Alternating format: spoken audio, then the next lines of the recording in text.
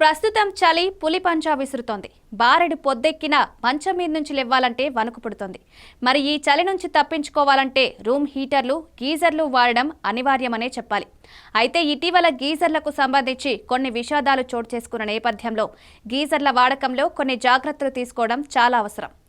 గీజర్లు కొనుగోలు విషయంలో అప్రమత్తంగా ఉండాలి. ఉత్తమ బ్రాండ్లను మాత్రమే ఎంచుకోవాలి. అంతేకాదు తొందరగా నీళ్లు వేడెక్కాలంటే నాణ్యమైన గీజర్లను వాడాలి.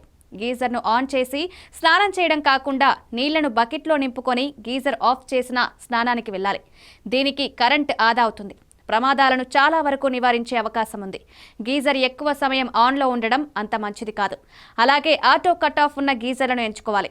పొరపాటున గీజర్ ఆన్ చేసి మర్చిపోతే పేలిపోయే ప్రమాదం కూడా ఉంటుంది. గీజర్లకు తడి తగలకుండా ఎత్తుగా ఉండేలా చూసుకోవాలి.